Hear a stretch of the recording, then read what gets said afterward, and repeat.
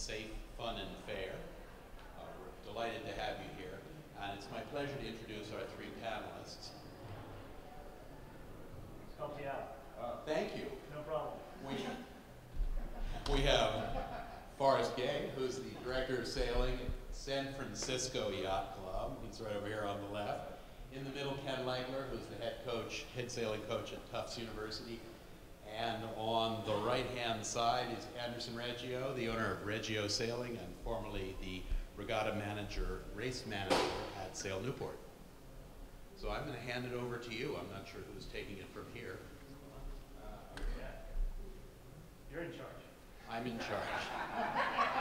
I wasn't part of the discussion among the three of you. This is the presentation that we made for you, so here we go. Yeah. We've got a pretty small group, so one of the things we need to know is what you want to know from us. We have different skill sets, some of which overlap. Mine is almost strictly on the water race management for massive youth events. And Anderson has been running these massive youth events as well, but he's also done the shore side at Sail Newport, where they had to line up all 360 optimists and figure out how to safely get them to the race course, from the parking lot to the race course and all in between, and what that entails, and other things that I have no clue how Sail Newport was able to pull it off.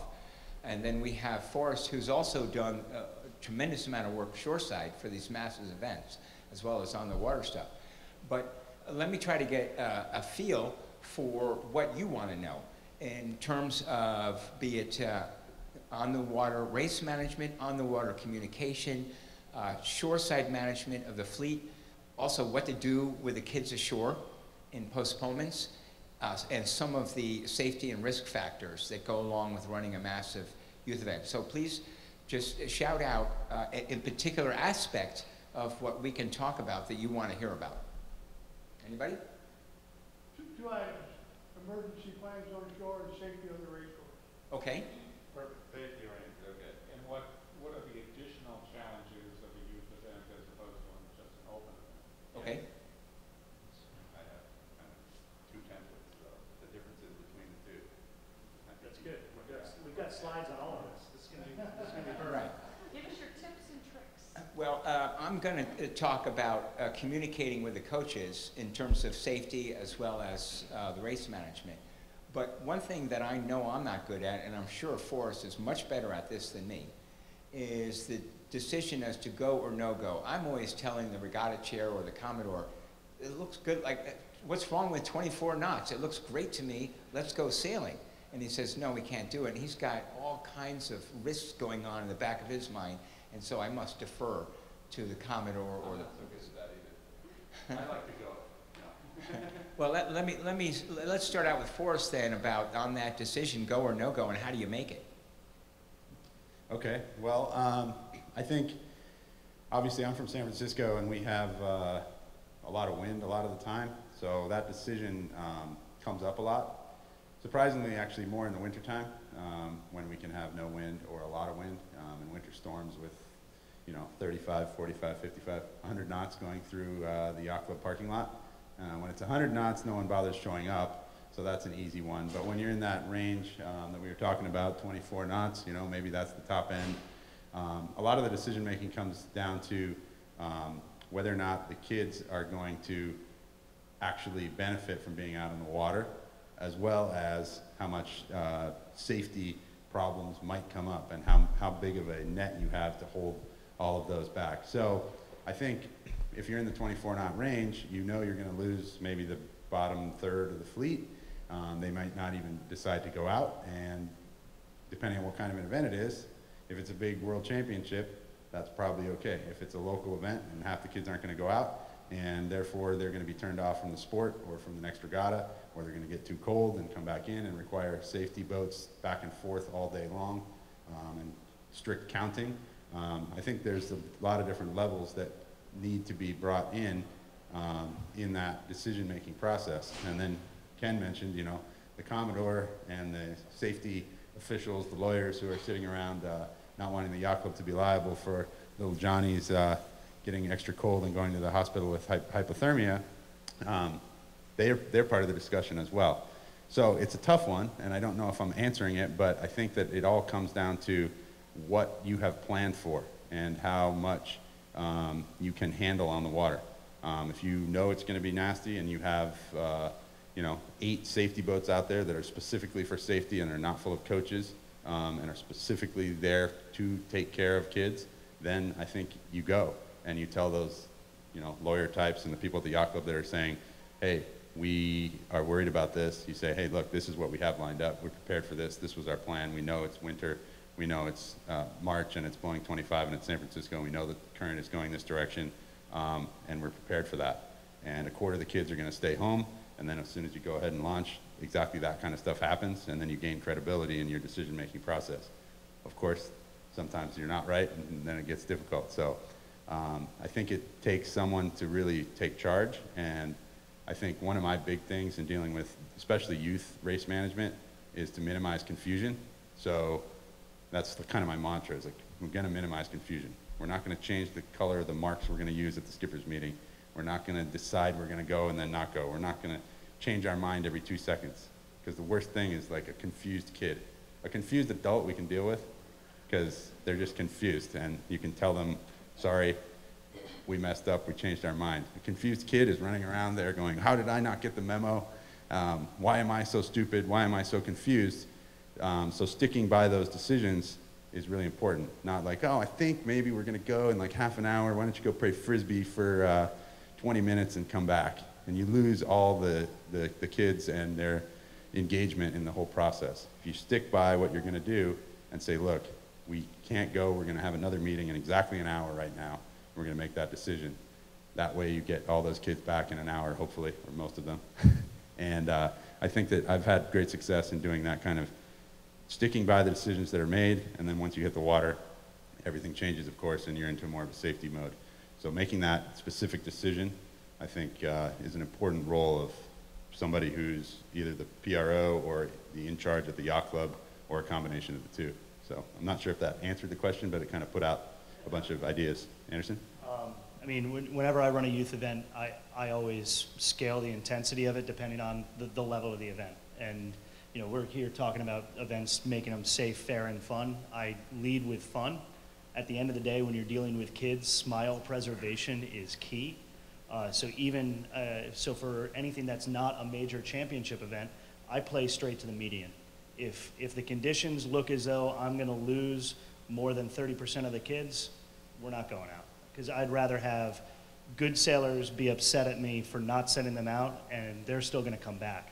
Whereas if I send everybody out and all of a sudden I've scared the living daylights by my decision out of the bottom 30%, where's their encouragement for coming back? I'll push it at the higher level for sure, because by that point they're more well trained, they're more used to the conditions being quite varied, and they're there specifically to compete. But most of the time at anything that's not a major championship, play to the median, make your decision accordingly, and go from there. That's what I answer. Yes, although that 30% mortality rate worries me a little bit. It's not a hard number. It's never a hard deal with that. I wanted to mention dealing with coaches, which are plentiful, way more than they used to be at these regattas. There was a Marblehead Race Week a number of years ago where it was windy, which is uncharacteristic for Marblehead, and as such, a number of kids were unprepared and needed a quick rescue and didn't get it because the coaches would only rescue their own team. And the race committee only had race committee boats. So even though it was only blowing about 16 or 17, the race committee had to up anchor, make rescues, and send the fleet in because they were the only rescue boats for those kids that didn't have a coach. That changed my thinking quite a bit. At an event at Sail Newport a year later, I think, I'm not quite sure who made sure this happened, but we put in a rule about Rule 1, helping those in danger, and we made it apply to the coaches, that you'll be in big trouble if you don't help. But we went further and tried to make it a real cooperative effort with the coaches. A little easier for me because I am a coach. And as such, I had a little more rapport with the coaches there, but so often I would come into an event and hear, oh, the coaches are terrible. They're going to tell you to do this, tell you to do that. They're just really hard to deal with. And I thought, but I'm a coach. Am I really that hard to deal with? So maybe we need to fix this. So we said to the coaches that, and Brad Reed, who's here, made it a point, a very clear point, that without the coaches, the regatta cannot happen, because every kid was required to be towed across the commercial traffic lanes. And so without coach boats towing, you couldn't have the regatta, since the venue was diagonally across a commercial lane. And so here we are now dependent on the coaches. We let them know that we were dependent on those coaches. And then we went one step further. Since you are our safety net, and since we are requiring you to provide assistance anywhere in need when you're in a position to do so, what can we do for you? And we came up with some things, and I think this list could grow, and maybe you have some ideas for what you can offer back to the coaches. Often running regattas with radio to the competitors in keelboats. Well, in dinghies, they don't have radios, so who are we talking to besides the other members of the race committee? And some people, we should go on private channels so the coaches don't hear us. And I thought, no, just the opposite. I'm not afraid of making a mistake, as a parent, because I do all the time.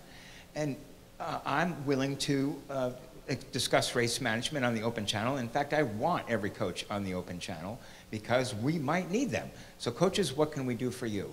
And we decided that after a start, if we had a lot of OCSs, we would announce them on the radio so that the coaches knew if their kid was OCS or not. We also announced the top 10, 15, or 20, rounding the windward mark, so the coaches didn't feel compelled to blast all their gas in their wake up to the weather mark to see where their kid was rounding. We also let all the coaches know exactly what time the next race would start, whether or not we needed 10 minutes to shift the course or leave it as is, and as soon as the fleet finishes, rotates back through the coaching fleet and comes right up to the starting line, they'll be right in time for their next start. And the coaches seem pretty appreciative of this, but it can be tough. At an Opti Regatta in the St. Thomas, you get all these Latin American coaches who are really skilled, and yet that's where the regatta organizer was so afraid of the coaches. They keep telling us we're doing it wrong. And I said, we're going to try this out. We're going to use a midline boat. And they said, oh, the coaches aren't going to go for it. I said, well, I'm going to meet with the coaches and explain how it works, explain what the strategies are for their kids, and explains how we won't be wasting their time with general recalls. And so by communicating openly with the coaches, starting out by letting them know how dependent we are on their help, and then they feel pretty good about that, saying, wow, we're really needed here. Yes, and how can we help you? And so we keep them informed as much as possible, at the same way we would keep competitors informed if they were on a keelboat with a radio. So they effectively become your competitor with a radio, except that there are kids that don't have a coach. And so I am recommending to any major youth regatta where there's 100 boats and there's 15 coaches representing 75 of the competitors, what about the other 25 competitors?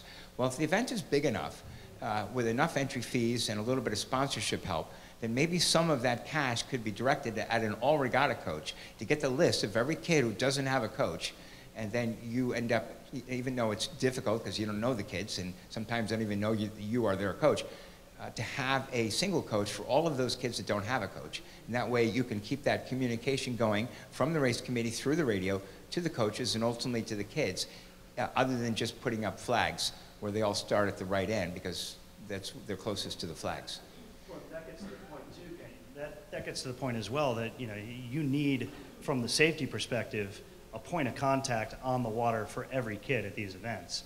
Especially when you're talking about what you were saying, going a long distance across a commercial shipping channel. In Newport, to get to the Opti New England's race course or a major youth event race course, we often have to go more than 2.5, sometimes 3 miles away from home base. So you need to have somebody associated with every kid that's out there. And if you have that proactive conversation with the coaches, not only are they a good resource for you in terms of being mindful of what the timing is like on the racetrack to make sure that you're not catching anybody off guard, they're going to help you. If you're open and transparent to them and make it clear to them that they can call you back at any time, they're a wealth of information of what might be happening on the race course that if you're the event organizer, you might not otherwise be aware of because your head's so down trying to make sure that the races are happening. I think those are all good points, and we all come from different areas of the country, and me being from San Francisco, we come into that. We got them beat. We tow Optimist 6.5, 7 miles across the race course with 200 boats. And something I noticed was a lot of times we're worried about, or we focus on getting the kids to the race course, but the hardest part is getting them back, of course, because then they're all over the place. They might be in different fleets, different finish times, and all kinds of stuff, and they're all over the place.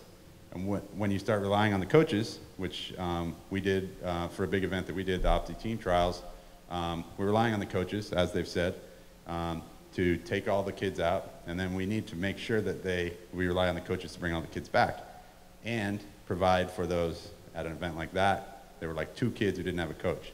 So we provide a boat that they're specifically assigned to. That boat knows, what sail numbers they have, and they might not be the highest end coach in the world, but they can provide, like Ken said, that safety net around those kids that don't have their own.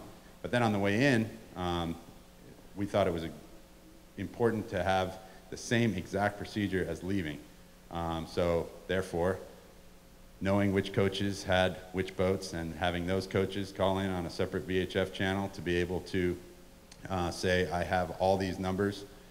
They're attached to my boat right now. I'm leaving. I'm going across the shipping channel. And then have a response from the race committee specific boat that was the safety boat.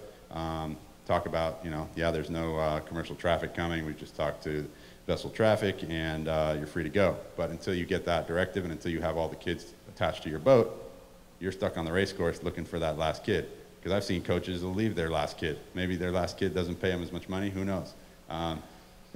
But they'll leave them, and then they'll hope the race committee picks them up. Oh yeah, someone else will get them, no problem.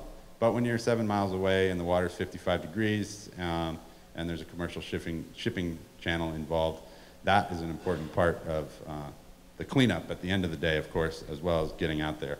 So I just wanted to point that out as a good idea to make sure that we use those coaches both ways, communicate with them as much as possible, provide them with radios. How many coaches show up with no radio? Oh, I don't have a radio. It's a charter boat. I don't have a radio. Have some radios. Provide it to them. They lose them, they pay for them. It's not a big deal. So many places will be like, well, too bad you don't have a radio. Well, the sailing instructions require you to have a radio. So either we're going to give you one or you're not going to go out. I'd prefer to have them out with my radio than to leave them on shore. Quick tip on check-in. So often the committee boat is bogged down trying to do check-in. I say it's time to go into a sequence, and everybody on the boat is so focused on we still haven't found the following 2 numbers. I know they're out here somewhere, but we need to find them. It depends on the venue, but at Weano Yacht Club, they have a safety gate that everyone has to sail through to get to the race course. And because of that particular venue where there's a cut between 2 breakwaters, they simply anchor off the end of the shorter breakwater, and then you just turn and sail between the end of the breakwater and that boat, and they've got the check-in sheet there. And then it's another 3/4 of a mile out to the signal boat. And the signal boat simply calls the safety boat, how many left to check in? Can you look back into the cut, see who's still coming out? What do you got? We got all but 10. All right, we'll wait here and see what we have. And that same safety gate was also for the way in. They were required to sail between the end of the breakwater and the safety gate boat to check in on their way into shore, rather than trying to do everything from the signal boat or from shore, where there's someone perhaps checking them in there. I've seen a number of different ways to make sure that check in and check out, that you can make sure that all of the kids are accounted for. Everything from numbered wristbands that correspond with a number on a sheet to simply having somebody check off every single sail number. The one that I actually thought was the best, and actually was pretty incredibly cost effective, was a yacht club. All they did was they went out and they bought a ton of those "Hello, my name is" sort of name badges, and they stuck those badges onto the dolly of every single boat, and numbered every single one of them from 1 straight on through to 150 for a 150 kid event. And so when you brought your boat down at the beginning of the day, you had that number on your dolly, your number 35. So you rattle off 35, somebody checks that number off on the sheet, you get in your boat, you go, your dolly stays ashore. So that way when everybody comes back, if dolly 35 is still sitting there, you have that sheet to be able to reference to know exactly which kid still hasn't yet come back. And so a lot of people will often, when I'm running events, will say, well, you know, these check-in, check-out procedures are so expensive and so difficult. I've seen people with boards with little key tags, and the kid has to go up and hang their number on the board, and all sorts of different ways to do it. But it can be incredibly simple, just as simple as that, and you have a very effective way of knowing who's on the water and who's on land. I have a question. How long is it until you figure out that boat 35 isn't back? And then what do you do? That goes into our safety actual plans, and our shoreside management of how to communicate on the water with 35 or their coach. What do we do? Oftentimes, you know, if you're towing in from a long ways away, that kid, if he's actually missing, has been out there for a while and may have drifted somewhere random, and it might be hard to find him. So, there you go. I was running a fin regatta once on Lake Ontario many, many years ago, and during dinner, a guy came up to me and said, "My buddy never made it back." I said, "Well, what do you mean he didn't make it back?" "Well, I'm rooming with him. We traveled together. He's not back. He's still out on the water somewhere, and it's dinner time." And so here's the mistake. I gave him just some snide answer. I said, "Well, if he's still out there somewhere, he's probably going to go up against some shoreline, and we're probably getting a phone call from him." Just then, a woman from the back of the kitchen comes out, taps me on the shoulder, and said, "Ken, there's a phone call for you." Yeah, I mean, for any time that I've run major events like that, you know, I always do the sweep at the end of the day. You know, I arrange the race committee boats in a just pattern and say, okay, everybody do one last final sweep from downwind to up. Make sure that everybody, even if every coach is called in to say, I got everybody under tow, I'm going in, I'm still not going to feel comfortable going to shore until I pull all the race committee assets, do one final sweep from downwind to upwind, and make sure that our race committee assets are the last ones in a shore at the end of the day. Question? So at the Opti Regatta, we collectively host for 400 children and 800 parents. That's what it looks like on shore, by the way. One thing that Anderson does really well with our group is he assigns one of our staff members to be the last line of defense on that list.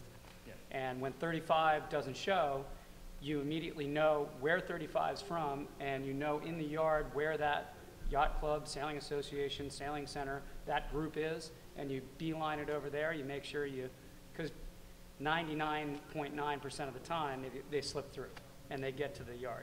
And well, and that gets into more on the onshore logistics, the parking lot management. You know, one thing that Sail Newport has the luxury of having is a big, wide open lawn space. And for any major event, what they'll do is they will know exactly where on land each yacht club or each sailing organization is located for just that reason. The picture looks like chaos, but these boats are actually in rows at Sail Newport. They were in rows. So they still are a little bit. You can think you're in a row here, but the pictures are a diagonal, so it's like looking at an apple orchard from a diagonal. It's not going to look that orderly, but I was pretty impressed. See, I'm not the shoreside guy, but I got there, and Brad and his team had been working on this for a year. And in fact, at one point they told me, we're not doing this again. It's just too much work. And then the next year they're doing it again anyway. I said, how come? He said, well, because we're the best people to do this, and we need this event despite how hard it is to run. For as complicated as that process is to set up, I mean, typically, Brad, I mean, I think when we did it in 2012, it took you, me, Tommy, Vinny, and 2 other guys 4.5 hours to set up all of the ropes and stakes in the lawn to get it properly organized. And that was, we were constricted as to when we could start because there was the jazz festival the day before. So you weren't able to start until 5:30, 6 o'clock in the morning. I think we actually started the day with headlamps on to then get it all sorted and all organized. But that effort, as difficult as it is, so valuable at the end of the day, just from a safety perspective, and more importantly also is from just the organization. You know, having a clear traffic lane for Optis to come in and boats to come out when you're going to and from the launching area, having a clear plan. You know, it goes back to what Forrest was saying straight from the beginning. There's nothing worse than a confused kid.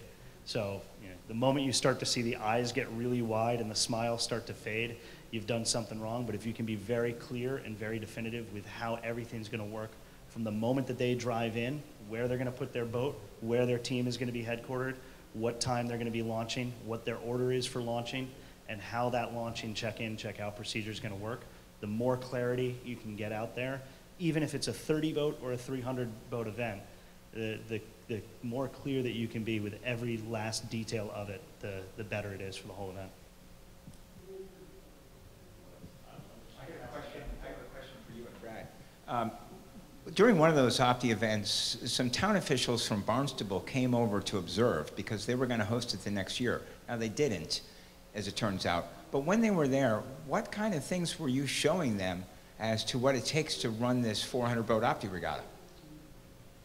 Well, one of the most important things that I think that we try to tell people in this forum who are going to run big kid event, big, large numbers of kids sailing events, is that the expectation management of when they come and get their boats off their cars and into your lot, and as they get their boats off the beach the last time and onto their cars to go away, are just as important as the on-the-water race management. If you screw up the entry and the exit, they'll never remember how good the racing was, because the parents need to get their coach boats or their mom boats out of the water. They need to make sure that their kids are or everything's well choreographed. So spend more time on the land side sometimes than you do on the water side. Sure, the water side's important, and for a 400-boat Opti regatta with, how many flights do we have? You would usually run 4 flights. 4 flights and sometimes 8 colors all mixed up. That's very hard. But the parents remember, and the kids remember, how organized it was getting on and off the beach, getting their boat up on the car at the end of the day, and that is a crucial element. And speaking to that, I mean, this is the site at Sail Newport when you're launching 350 Optis, and it's actually, to see it go and to flow properly is one of the coolest things you'll ever see. You've got groups that are 80 little bumblebees floating across at a time, and you've got 4 groups of it to get to your 320 that go out to the championship fleet. And it's an awesome site when it works well, but the amount of planning beforehand is invaluable. All of those boats have a white flyer on the top of their masts. Why was it just the white boats leaving at that time? Because, well, for a large Opti event, you'll often assign a different color to each of the different flights that'll go off for a race, and that'll correspond, the order at which you'll send them off will correspond with the order at which you'll launch them from the beach. So the order in which you'll fire off the races will, so that way the white fleet will get out there first, and then you'll go with whatever other colors you assign. But another point to the onshore side is I've seen 35, 40-boat youth events take up more physical space than I have for 35-boat Melges 32 regattas, because not only are you coming with a caravan of boats, but they all have their own dollies and their own trailers.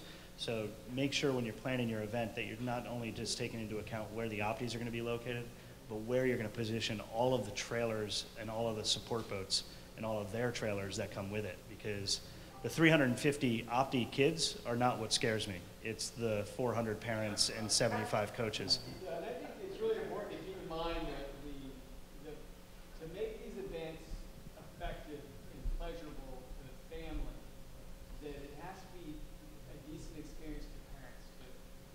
Oh, yeah. I don't have kids. My kids are not quite sailing these things yet. Soon enough, I'm sure. But I've been going to some things like VDR as a coach, and it's just, it can be a nightmare experience for the parents who just want to get on the road. They've just been forward. You spent 5 days in New Bedford and you're ready to get out of Dodge. And making sure you need to make sure it's a pleasant experience for them too. And being well organized and how that exit and loading, and some of these rigs are so big and scary when they're being loaded. Keeping that in mind and planning that out.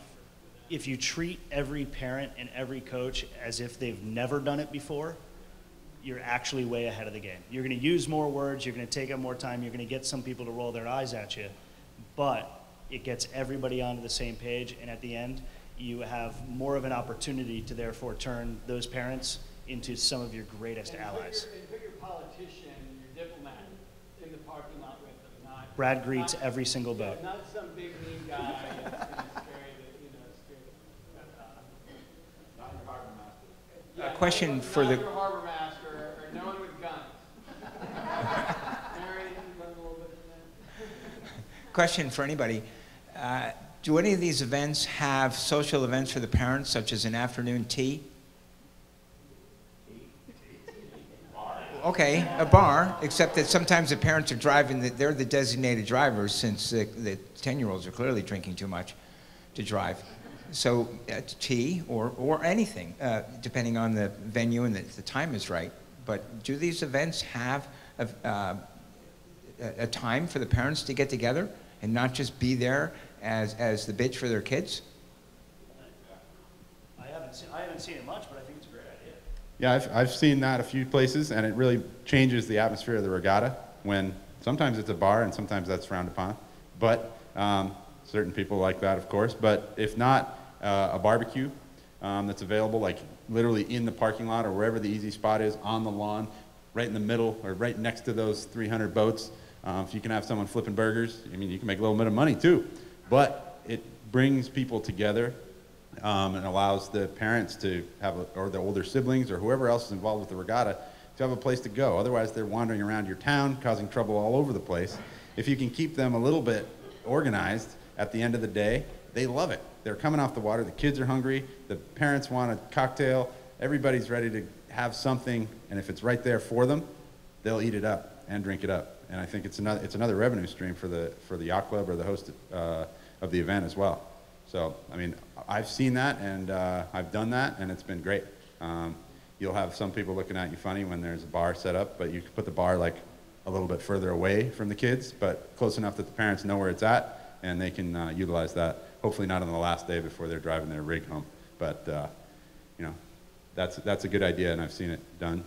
So try it out and do it. But I mean, at the end of the day, it's a youth event. It's sort of about encouraging the kids to continue this, and if they're not having fun on land, no offense to the parents, I don't care if there's a bar. But there's plenty of opportunities to do tremendous things on land to keep the kids entertained. There's all sorts of models on how you can have mini carnivals coming in. The trampolines that throw kids way up into the air, or rock climbing walls are always the sort of go-to or fan favorites. But even low-budget events, I've seen. I was up in Maine last year, and what they did, they took a whole bunch of wood, put them together, made their own cornhole sets, literally had somebody at home with corn kernels sewing their own bags of cornhole. So it's nothing more than just a beanbag tossing game, and the kids ate it up. They absolutely loved it. There were more kids entertained by that than there were the rock climbing wall that was right there.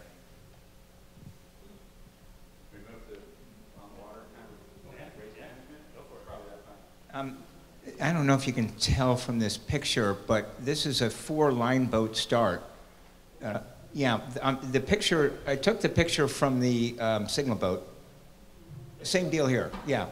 I'm taking the picture from the signal boat, and there's Anderson on line boat B. Susie Schneider is on line boat C, and I forget who was on port line boat, but there was no way we were gonna have a general recall with this lineup. We weren't gonna waste anybody's time.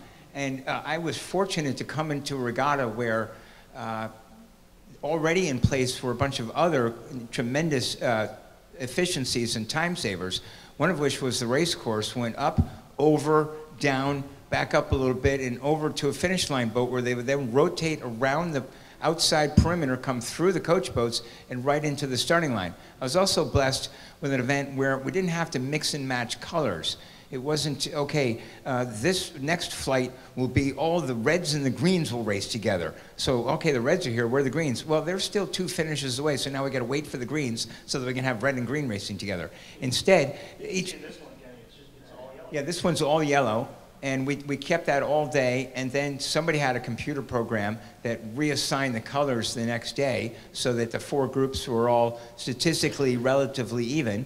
And that way, each group just sailed their own group all day, rotating from the finish through the coach boats up to the starting line. No general recall off again. And in 2 years, With Anderson's help and Sail Newport's tremendous organization, we got in 80 starts for 80 boats with no general recalls over the 2-year period that I ran this before. Once we traded Anderson, they didn't need me anymore, so now he's doing it.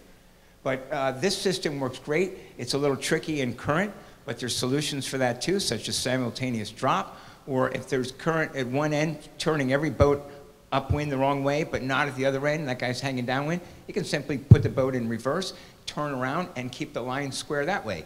One of the interesting things about 4-line boats is you notice that the boats are always moving all the time. They turn out to be moving targets. You wouldn't know that with only 2 ends of a line, be it signal boat and pin or signal boat and 4-line boat. You think they're stationary as a rock, but they're not. They're in deep water with current and variable wind. Those boats are moving all over the place, which is what we found here. Every photo that came out a little different alignment of the 4 flags. But you want to do the line sag trick? Yeah, well, if I could just say one thing. I mean, the first time that I ever saw a 4-line boat was actually probably at this event or the year prior when I was working with Kenny.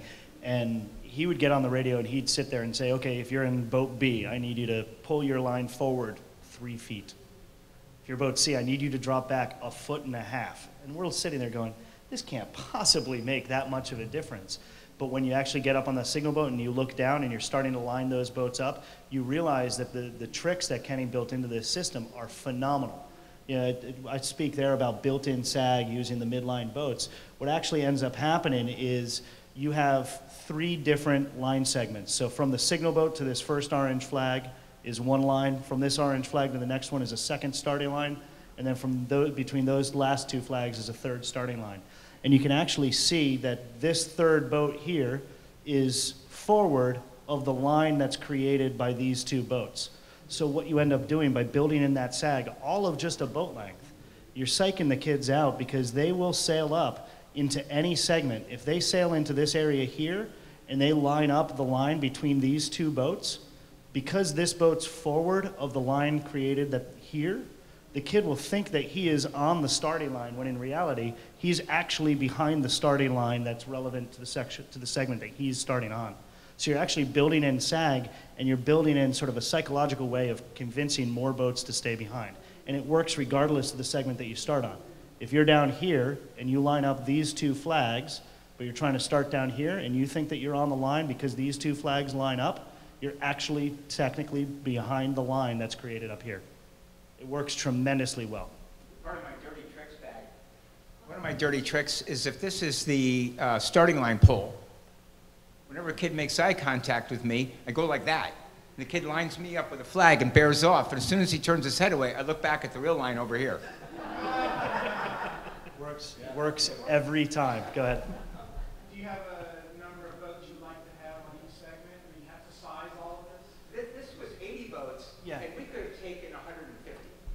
Yeah, Kenny sets his lines a little longer than I set mine. I probably would have been able to, on my normal 80-boat line, I could probably fit like 100, 115. So you size the entire line using a more traditional formula based on your experience? Well, my formula is longer than most people. I go Yeah. almost 2 boat lengths per boat. Okay. And I- is 1 1/4. But you size the overall thing to some simple formula like you just said? Yep. And then just divide it up evenly? Exactly. You square the overall line, and then you can skew the 2 mid-boat lines to set up square as well, just set back, and you only need a boat length. How much training did it take, Kenny, to get people to? I like to think that it only takes a good sailing instructor 20 minutes of training. By good sailing instructor means they're already really skilled at anchoring a small boat, a whaler. They're really good at whalers. And I simply explain the script, who's going to say what on the radio when, with the proper breaks, Roger Wilco, and the very efficient radio talk. And I also explain, hopefully they have a hand-bearing compass on port line to get it initially set, and then when we try to drop in boats B and C, if you have GPSs, you can simply divide it up and say go, 0.3 miles each or 0.2 miles each, or you can have the gate boat out in front saying, yeah, you look evenly spaced. It doesn't have to be perfect, but by having, how many sets of eyes? 6 sets? 2, 1 in each end and 2 in each middle boat. So that's 6 sets of eyes as opposed to 1 or 2 on a traditional starting line. And as such, you can write all the numbers down and not have a general recall because you know who's over. Yeah, I mean, yeah, go ahead, sorry.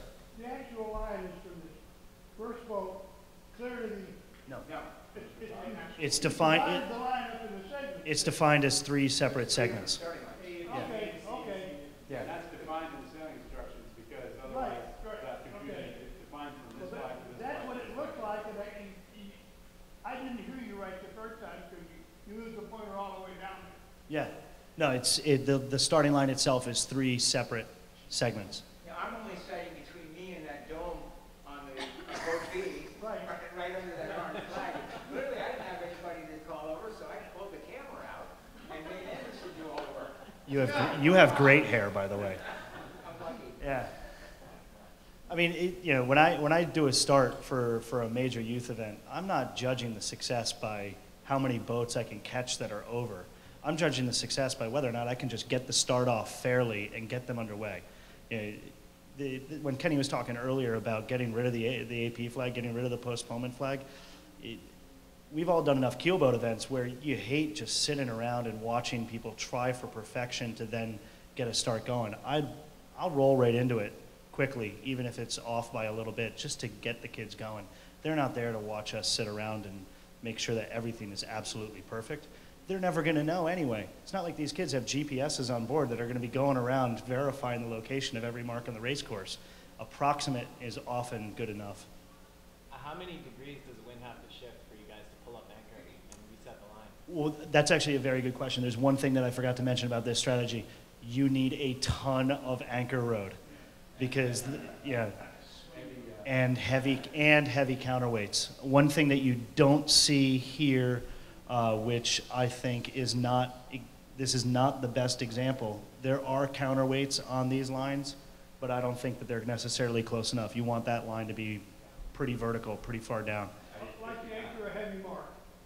Come off, go down, and then out. Yeah. Correct. Correct. Line boats are rooks, not pawns. Right. Yeah. They need to be able to go fore and aft a lot.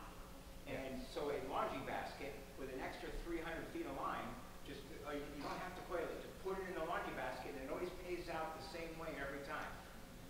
And what you always want to do when you're doing that with a counterweight to hold down, you always want the counterweight to be free floating on your anchor line. You don't want to be delayed by having to pull your anchor line up, disconnect the counterweight to then go line out or line in. Snatch block's the best. Yeah. A carabiner works, but the line doesn't go through, particularly if it's 3-strand, it doesn't go through the carabiner as well as it would a snatch block. Snatch blocks are hard to find these days, but they're really great tools. Yeah. So, do you find, do you sequester the coaches during the start sequence to a known area? Yeah, so what you don't see here, I mean, this is a setup for a major Opti event. Anybody who's ever run a US ODA major event is probably familiar with the course that Kenny described briefly, which is called the Opti Trap course. And there's actually a segment beneath the line here that would sort of be off the screen. There's a line of buoys back there that the coaches have to stay behind, and anybody who's in the other 3 fleets that's not yellow. All the other Optis have to stay behind that line until that sequence is ready. Actually, Forrest will draw that out. Yeah, this is your Opti trapezoid course where you have a starting line, you go up, around, down, through a gate, back up and in. Oh, you finish up top. Yeah, you finish up top on a reach. Important to finish major Opti events on a reach. Why? Anybody know? So you can see the sail numbers. You don't want to be finishing them upwind or downwind if there's a lot of them, because that last reach into the finish, yeah, it's a leg of the course technically, but it doesn't need to be that long. All you're using that leg for is to line up the trains so that you can then see the numbers. Only problem is they never reach on port, but whatever. So tell me the coaches again? Oh, so the coaches are all behind a line of buoys down here. Yeah, so there'll be a line of buoys back here, and all the coaches and all the kids will have to stay behind that line of buoys. All the coaches at all times, kids until it's their starting sequence. How much time before your warning do you demand that they be there? Oh, I usually wait until, if I send a fleet off, I'll give them till they're halfway up a leg before I then bring the net. I'll let the next fleet come up. What about for the very Immediately. first start? For the very first start. Will you tell them that they had to be out of behind that line after warning signal, or even earlier than that? They don't need to be, yeah, all the fleets that are not starting need to be behind this line when the other sequence is underway. Did you ever have, sorry, No, that's fine. Did you ever have coaches kind of check your line work before the first start? It's a problem in that current because the coaches are oblivious to the fact that while they're holding on to other opties, they're all drifting up through the starting line. Yeah, but his question was more to coaches actually verifying their own work. The challenge we have is coaches will stake out beyond the pin end, observe the squareness or lack thereof of the line, and then go and teach their kids what to do, and often kind of eliminate some of the challenges that this brings to the sailors, which is to determine where's the best starting point. If I see a coach doing that, I'll call him and I'll ask him how square my line is. Okay, I'm just curious if you've decided with a 400-foot fleet you can't have any of that issue, and you just get them out Yeah, I mean, long before you finalize when you put your flags up, for example. at the majors, the coaches are relegated to having to stay behind here. They can certainly go around and watch the race when it's in progress, but during any pre-start activities, they have to stay behind this line, and they will push that line as tightly as possible. So I actually will move this line back into the coach fleet after they anchor, just to push them even further back sometimes. And I was going to say that, I think one of the, you touched on a while ago when you talked about your job is not to catch someone. And I think probably the most important thing about this conversation on, on the agenda for, fun, safe racing is if the race committee has the attitude that we're going to run good races, it's not us against the 400 sailors out there or the coaches. We're all working together to have a great event. And race committees that run good events do that. Have the attitude that I'm not here to catch someone doing something wrong. And jury the same way. If the judges have the attitude that we're just here to create fair sailing for everybody, we're not going to try to catch someone. No. And if create an environment where everyone's going to think there's fair racing, having the coaches involved, and so they respect what you're doing. Like you said, you call, hey, how's my line? Square. Yeah, okay, good. I want to know how I'm doing, and I want to know their opinions at all times. The right attitude, and it's very refreshing to hear, and I think that's what people need to understand is that there are you can really scare the daylights out of a competitor, a 14-year-old, a 12-year-old, or 8-year-old if you start saying that we're not going to catch you. What bothers me is when an umpire or judge before during a competitor's meeting says, "I hope we don't see anyone in a protest." Yeah. I don't want to hear that. No. I want to say, hey, we're here. If there's a problem in the water, we're going to have a hearing. We're going to figure out who's right or wrong. We're going to solve the problem. That's fair sailing.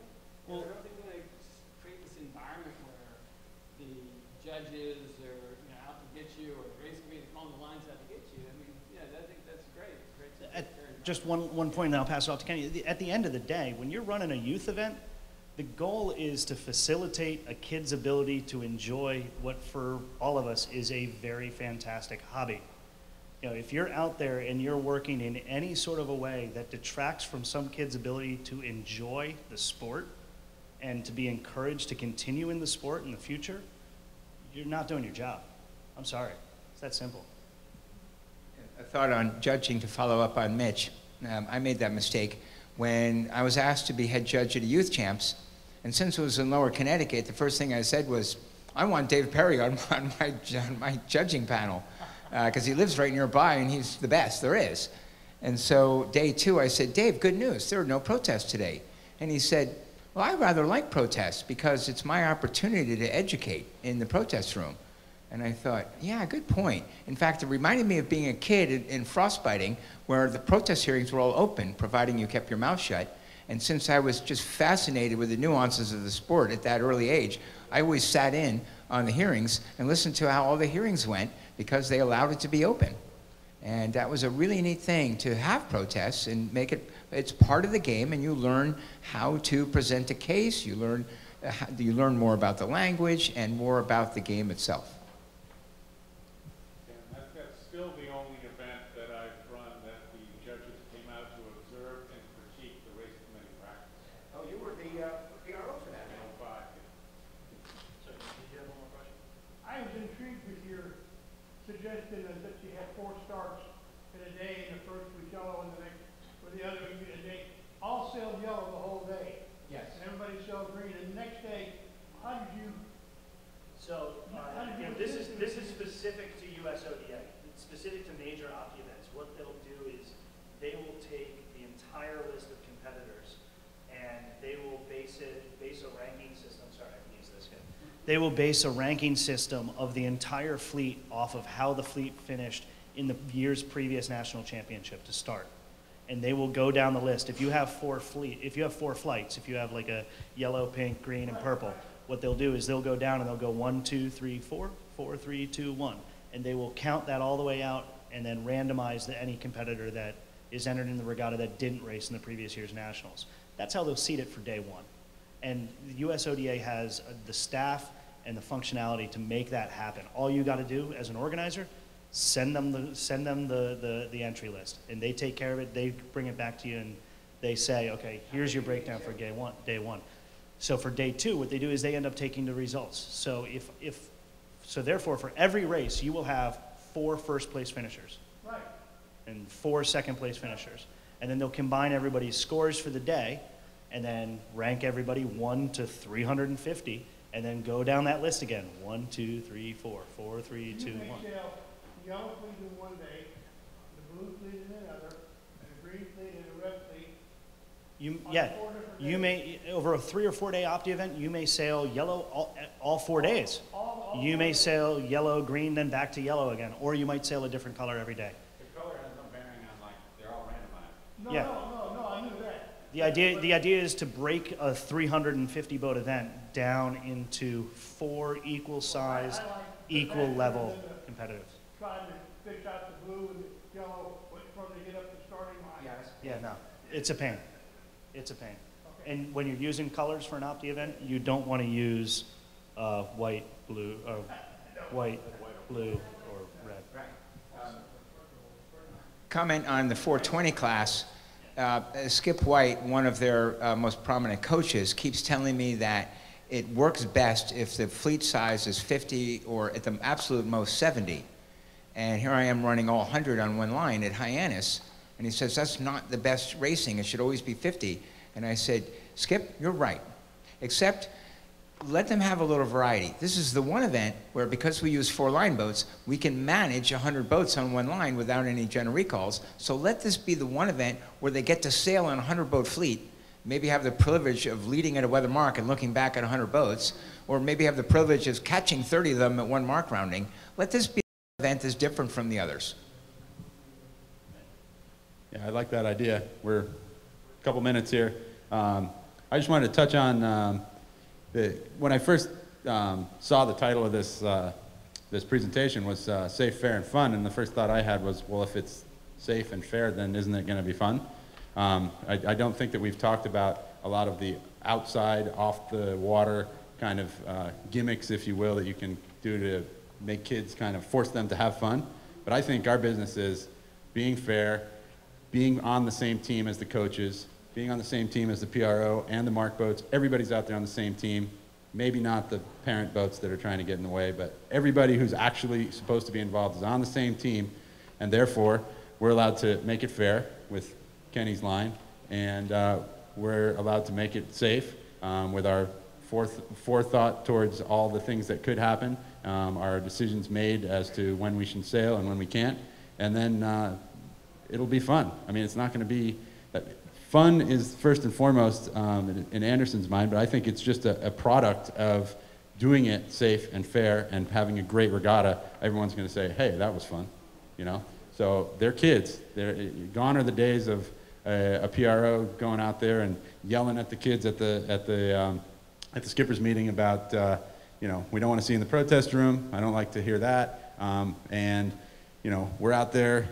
You better not screw around. We don't want to see any general recalls. You know, that's not their fault. That's not, they're kids. They're learning how to do this. And if we can figure out ways like Ken has to operate and manage the starting line to allow them to not have general recalls, then that's great. And it's all part of the team so that we're having fun at the end of the day. Because, I mean, they are kids, and we're there to, they're our customers, basically. And we're there to keep them happy and run great races at the same time.